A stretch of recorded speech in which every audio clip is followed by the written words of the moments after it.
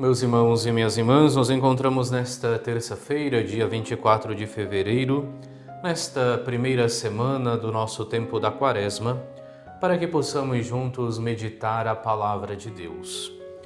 Hoje nós somos convidados a ler o evangelista São Mateus, no capítulo 6, versículos do 7 ao 15. Naquele tempo, disse Jesus aos seus discípulos: quando orardes, não useis muitas palavras como fazem os pagãos. Eles pensam que serão ouvidos por força das muitas palavras. Não sejais como eles, pois vosso Pai sabe do que precisais, muito antes que vós o peçais. Vós deveis rezar assim: Pai nosso que estás nos céus, santificado seja o teu nome. Venha o teu reino, seja feita a tua vontade, assim na terra como nos céus. O pão nosso de cada dia dá-nos hoje.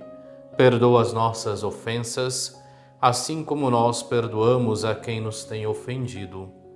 E não nos deixeis cair em tentação, mas livra-nos do mal. De fato, se vós perdoardes aos homens as faltas que eles cometeram, vosso Pai que está nos céus também vos perdoará. Mas se vós não perdoardes aos homens, vosso Pai também não perdoará as faltas que vós cometestes. Palavra da salvação, glória a vós, Senhor. Continuamos a vivência deste tempo quaresmal, tempo que nos convida para que nós possamos abrir o nosso coração à conversão. E hoje vemos então Jesus Cristo que fala da oração. Ontem víamos o Senhor que nos reforçava a necessidade da prática da caridade, quando falava justamente que toda vez que fizemos o bem ou o mal a um dos pequeninos, foi a Ele mesmo que o fizemos, e assim nos convidava para que nós pudéssemos viver a caridade, pudéssemos praticar o bem para com os nossos irmãos e irmãs, sabendo que assim teremos como recompensa a participação do reino dos céus. Hoje nós vemos Cristo que nos fala sobre a oração. De fato, este evangelho ele é continuidade, inclusive, do evangelho que nós líamos na quarta-feira de cinzas. Mas esse pedaço foi tirado para que nós o pudéssemos meditar depois. E aqui nós vemos então o Senhor que nos convida que para rezar, de fato, não é necessário o uso de muitas palavras, mas é necessário que nos detenhamos naquilo que é essencial da nossa vida, essencial também da nossa oração.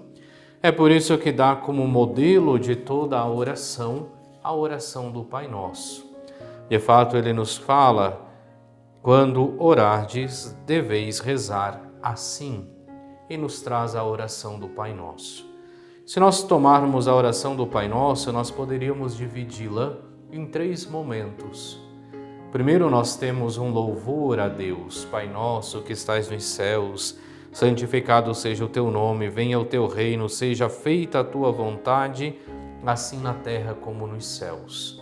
Este louvor a Deus e o pedido de que a vontade de Deus possa se realizar no mundo, mas também em mim, na minha vida. Depois nós temos o pedido daquilo que é essencial. O pão nosso de cada dia nos dai hoje. O pão era o alimento fundamental na época de Cristo.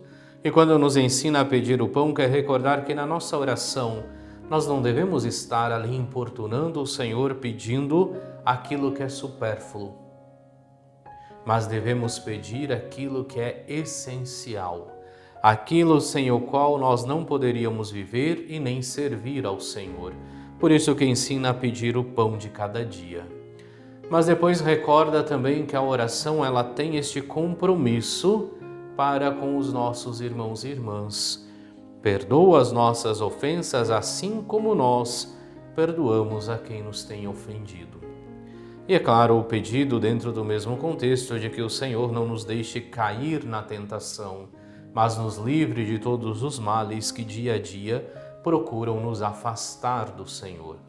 Assim podemos perceber, de fato, esta oração como modelo de toda oração. A nossa oração ela deve ser louvor a Deus. Louvor a Deus pela salvação que Ele realiza para cada um de nós, louvor a Deus pela nossa vida, pelo dom da nossa família. Na nossa oração devemos pedir também aquilo que é essencial para nós e para os demais, mas também exige de nós um compromisso para com os nossos irmãos, aqui representado pelo pedido do perdão. E assim, obviamente, então, hoje, quando o Senhor nos fala da oração, nos convida a rezarmos o Pai Nosso, como nós tantas vezes o repetimos na liturgia da igreja, quando nós rezamos o terço ou então o rosário, mas também nos convida para que possamos ter o Pai Nosso como modelo verdadeiro da nossa oração. É claro, nós temos um pormenor neste evangelho que é próprio do evangelista São Mateus, porque depois ele continua dizendo, de fato, se vós perdoardes aos homens as faltas que eles cometeram, vosso Pai que está nos céus também vos perdoará. Se não perdoardes, o Pai dos céus também não vos perdoará.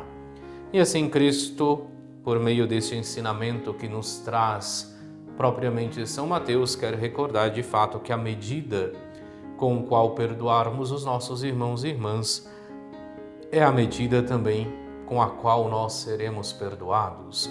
E quando nós reconhecemos a grande obra, o grande gesto de misericórdia que o Senhor cumpre para conosco, nós não podemos ter outra atitude, a não ser também sermos misericordiosos para com os nossos irmãos e irmãs. E diante de tudo isso, nós podemos concluir que a oração ela deve ser sempre acompanhada de um compromisso concreto. O compromisso da conversão, de deixarmos nos transformar pela palavra de Deus, e o compromisso de perdoarmos aqueles que nos ofenderam, na certeza de que o perdão oferecido ao nosso irmão e à nossa irmã também será sinal do perdão que o Senhor dará, oferecerá a cada um de nós. Oremos. Olhai, Senhor, a vossa família e fazei que, interiormente mortificados pela penitência corporal, resplandeça sempre mais em nós a luz da vossa presença. Por nosso Senhor Jesus Cristo, vosso Filho, que é Deus e convosco vive e reina, na unidade do Espírito Santo, por todos os séculos dos séculos. Amém. E abençoe-vos Deus Todo-Poderoso, Pai e Filho e Espírito Santo. Amém.